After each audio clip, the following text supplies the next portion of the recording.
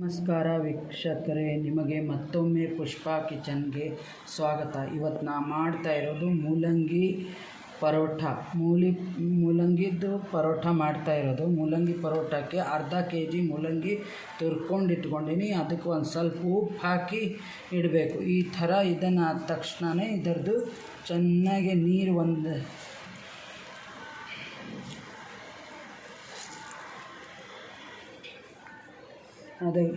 ಅದಕ್ಕೆ ಎರಡು ಅಥವಾ 3 ಲೋಟದಷ್ಟು ಹಿಟ್ಟು ಜರಡಿ ಹಿಡ್ಕೊಂಡು ಇಟ್ಕೊಂಡೇನಿ.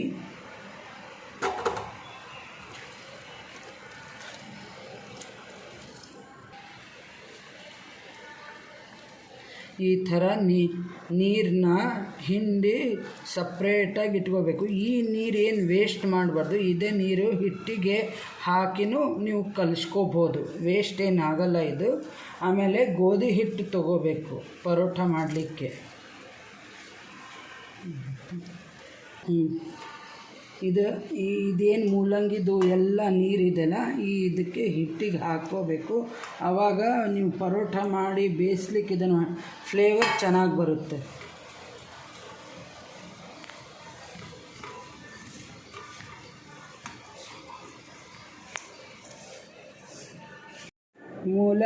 ಮೂಲಂಗಿ ಎಲ್ಲ ತುರಿದಿಟ್ಕೊಂಡಿದ್ದ ಮೂಲಂಗಿದ್ದು ಎಲ್ಲ ನೀರು ತೆಗೆದು ಅದಕ್ಕೆ ಒಂದು ಸ್ವಲ್ಪ ಹಿಟ್ಟಿಗೆ ಹಾಕಿ ಕಲಸಿದ್ದೇನೆ.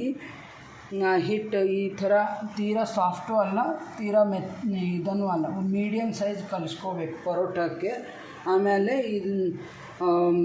ಇದಕ್ಕೆ ಈ ಥರ ನೀರು ಹಿಂಡ್ಕೊಳ್ಳಿಕ್ಕೆ ಕಡಲೆ ಹಿಟ್ಟು ಒಂದು 2-3 ಸ್ಪೂನ್ ಕಡಲೆ ಹಿಟ್ಟು ಹಾಕ್ಕೊರಿ. ಆವಾಗ ಅದು ಡ್ರೈ ಆಗುತ್ತೆ. ಅದಕ್ಕೆ ಮಸಾಲೆ ಧನಿಯಾ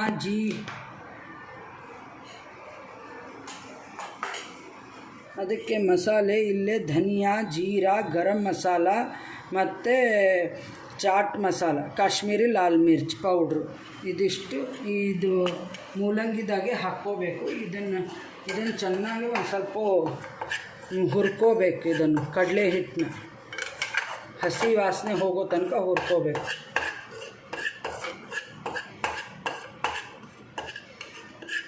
ಈ ಥರ ನೀವು ಮಾಡಿ ನೋಡಿ.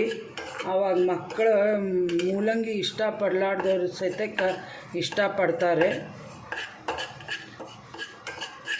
ಇದಕ್ಕೆ ನಾನು ಇಲ್ಲೇ ಹಸಿ ಶುಂಠಿ ಮತ್ತು ಹಸಿ ಮೆಣಸಿನ್ಕಾಯಿ 3 ಹಸಿ ಮೆಣಸಿನ್ಕಾಯಿ ಮತ್ತು ಇಷ್ಟೇ 1 ಇಂಚಷ್ಟು ಹಸಿ ಶುಂಠಿ ತೊಗೊಂಡೇನೆ. ಮಿಕ್ಸಿ ಮಾಡ್ಕೊಂಡೇನೆ. ಅದನ್ನು ನೀವು ಬೇಕಾದರೆ ತುರ್ಕೊಂಡು ಮೆಣಸಿನ್ಕಾಯಿ ಸಣ್ಣಕ್ಕೆ ಹೆಚ್ಕೊಂಡು ಹಾಕ್ಕೋಬೋದು.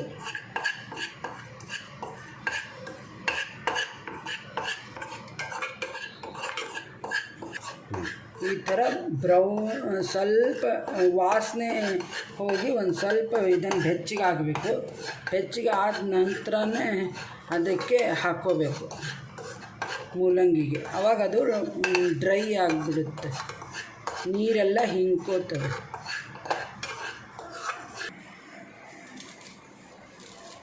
ಈ ಕೊತ್ತಂಬರಿ ಸೊಪ್ಪು ಹಾಕ್ತಾಯಿದ್ದೀನಿ.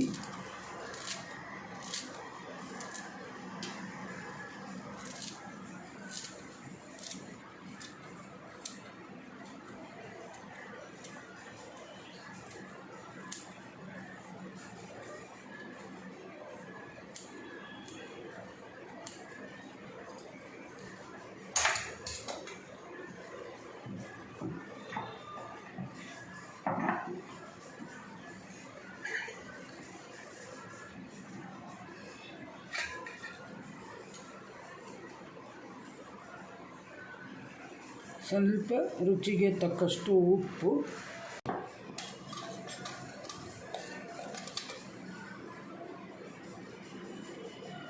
ಒಂದು ಸ್ವಲ್ಪ ಇಂಗು ಹಾಕ್ಕೋಬೇಕು.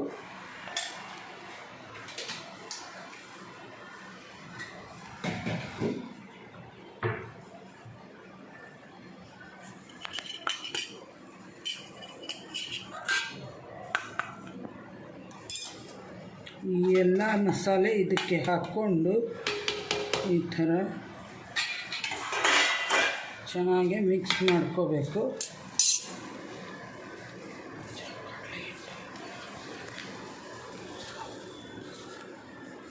ಈ ಕಡಲೆ ಹಿಟ್ಟು ಮಿಕ್ಸ್ ಮಾಡ್ಕೋಬೇಕು. ನೋಡಿ, ಇವಾಗ ಕಡಲೆ ಹಿಟ್ಟು ಹಾಕಿದ ತಕ್ಷಣವೇ ಇದು ಎಲ್ಲ ಈ ಥರ ಹೀರ್ಕೊಂಡು ಬಿಡುತ್ತೆ. ಆವಾಗ ಸ್ಟಫ್ ಚೆನ್ನಾಗೇ ಆಗುತ್ತೆ.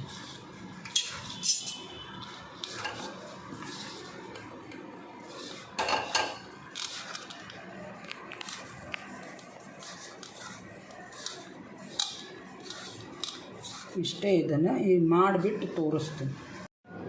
ಈ ಥರ ಚಪಾತಿನ ರೌಂಡ್ ಮಾಡಿಕೊಂಡು ಇದಕ್ಕೆ ನಿಮಗೆ ಎಷ್ಟು ಸ್ಟಫಿಂಗ್ ಬೇಕು ಅಷ್ಟು ಹಾಕ್ಕೋಬೇಕು.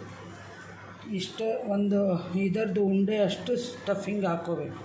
ಹಾಕ್ಕೊಂಡ್ಬಿಟ್ಟು ಇದನ್ನು ಫುಲ್ ಹಿಂಗೆ ಸುತ್ತಲೂ ಹಿಂಗೆ ತಗೊಂಡು ಇದಕ್ಕೆ ಮೇಲೆ ಏನು ಹಿಟ್ಟು ಜಾಸ್ತಿ ಇರುತ್ತಲ್ಲ ಇದನ್ನು ಹಿಂಗೆ ಪ್ರೆಸ್ ಮಾಡಿಬಿಡ್ಬೇಕು. ಆವಾಗ ಅವು ಆಚೆ ಕಡೆ ಬರಲ್ಲ.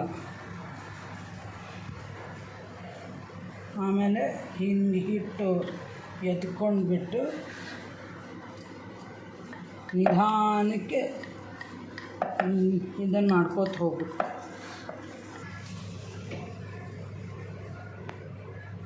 ಈ ಥರ ಹಂಚು ಕಾಯ್ದಿದೆ.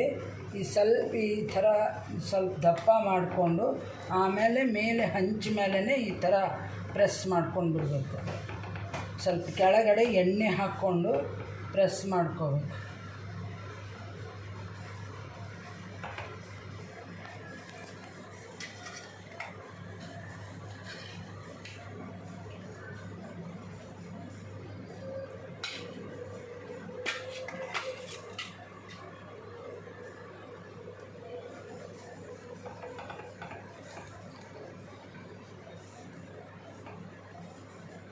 ತುದಿ ಪ್ರೆಸ್ ಮಾಡ್ಕೋತ ಹೋಗ್ಬೇಕು ನಿಧಾನಕ್ಕೆ. ಅಷ್ಟು ನೋಡಿ, ಈ ಥರ ಕಲರ್ಫುಲ್ ಆಗುತ್ತೆ. ಚೆನ್ನಾಗಿ ಬೇಯಿಸಿ ನಾನು ತಿರುಗಿಸಿದ್ದೇನೆ. ಈ ಥರ ಚೆನ್ನಾಗೇ ಆಗುತ್ತೆ. ಮಕ್ಕಳೂ ಇಷ್ಟಪಡ್ತಾರೆ. ಆಮೇಲೆ ಟೇಸ್ಟಿಯಾಗಿ ಮೂಲಂಗಿದು ಪರಿಮಳ ಚೆನ್ನಾಗಿ ಬರುತ್ತೆ ಎಲ್ಲ ಮಸಾಲೆ ಇದನ್ನು ಹಾಕಿದ್ದಕ್ಕೆ. ಇದಕ್ಕೆ ನೀವು ಉಪ್ಪಿನಕಾಯಿ ಆಮೇಲೆ ಬೇಕಾದರೆ ಮೊಸರು ಹಚ್ಕೊಂಡು ಬಾಡಿಸ್ಕೊಂಡು ತಿನ್ಬೋದು. ನೋಡಿ, ಈ ಒಂದು ಸೈಡ್ ಚೆನ್ನಾಗಿ ಬೆಂದಿದೆ. ಆವಾಗಲೇ ಈ ಸೈಡನ್ನು ಬೆಂದಿತ್ತು. ಇವಾಗ ಇದು ಎರಡನೇ ಸೈಡು ಚೆನ್ನಾಗೇ ಬೆಂದಿದೆ. ನೋಡಿ, ಸಾಫ್ಟಾಗಿ ಚೆನ್ನಾಗಿದೆ. ನೀವು ಅದು ನೀರನ್ನ ಈ ಥರ ಇದಕ್ಕೆ ಕಲಿಸ್ಕೊಂಡ್ರೆ ಇನ್ನೂ ಆಮೇಲೆ ಕಡಲೆ ಹಿಟ್ಟು ಹಾಕಿದ್ದಕ್ಕೆ ಅಂತೂ ಇನ್ನೂ ಪರಿಮಳ ಚೆನ್ನಾಗಿ ಬಂದಿದೆ. ನೋಡಿ, ಇದು ಸ್ಟಫಿಂಗ್ ನಾನೇನು ತುಂಬಿದ್ದೇನಿಲ್ಲ ಈ ಥರ ನೋಡಿರಿ. ನೋಡಿರಿ ಆಚೆ ಕಡೆ